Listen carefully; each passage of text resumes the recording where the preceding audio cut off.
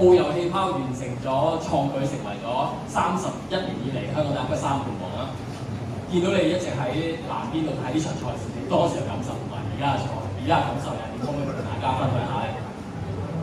依家感受因為贏咗咧，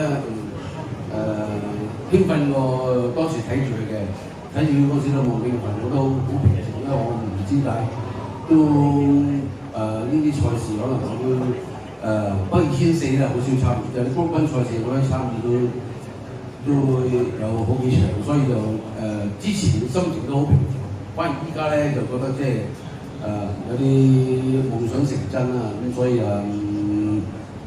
一路興奮過未跑之前。你覺得今場佢最大嘅關鍵喺邊度咧？嗰條最大關鍵講咧係佢哋喺800嗰度開始加速咧，而麥當勞仲係定住唔喐，咁變咗前面嗰3隻咧做得好快，一路大家燒得好快。咁我哋啱啱跟住嗰3隻變咗就可以回氣啦，就好輕鬆咁樣可以即係留住啲力咧，就俾攞尾操上嚟。今場佢大勝3個馬位啦，3個起馬位啊，而且個時間都唔錯，2分26秒幾快嘅標準時間啦。佢贏馬姿態其實你又點樣評價咧？會唔會有少少係贏嘅輕鬆程度係意料之外嘅？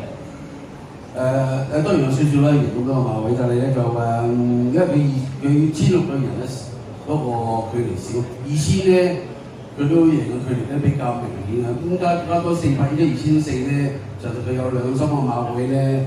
就唔係話出奇嘅，因為個馬依家佢好放鬆，佢即係佢一啲都唔搶啦，唔急嘅，一路都係等緊嗰個騎師啊，個騎者嘅指示啊。咁加上我哋啲騎馬人啊，馬房啲騎馬人啊，特別係有1-2位就佢哋朝騎呢個馬咧，就操得個好，教得個馬咧好放鬆，好聽話。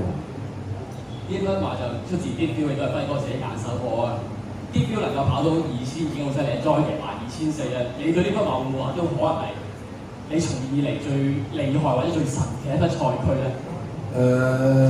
都可以咁講啊！例如呢種都有厲害有神啊，因為你由1200一路贏上嚟到2400就唔係話咁多馬做得到嘅。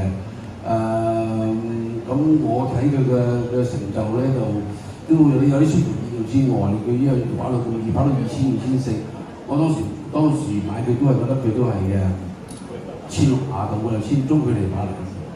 咁除咗一個意就係佢成為咗3冠馬王啦。對輝哥嚟講，3冠馬王你自己又即係對心目中對呢一個份量點樣睇？同埋30多年前嘅大家好多都或者未出世或者都未入行，其實對你從業以嚟嘅生涯嚟講，個意義喺邊度咧？3冠呢個情況咧，我係從來冇諗過嘅。咁當我贏咗2關之後咧，就開始發夢啦，係咪？咁變咗就一路越近呢場賽事咧，就越覺得係好興奮啦，因為如果真係贏到咧，就真係夢想成真啊！咁但係賽前加上呢個馬嘅準備功夫啊，咁各方面都頗有信心對於贏呢場賽事。亦都會唔會係澳遊氣泡係你長年以嚟最份量最重嘅賽區咧，或者最出色嘅賽區？呢一刻你會唔會覺得係？當佢贏到呢場就當然係佢應該係我從年以來係最有份量嘅一隻。嚟緊個部署咧，澳遊氣泡呢場賽事，下季嘅安排又係點樣咧？安排睇下，我哋係應該開始跑起碼1里嘅啦，或者係不2000較為要等一陣間，可能會熱身賽事都係要向前度發展在先嘅。再一次恭喜晒輝哥，恭喜晒你，恭喜晒！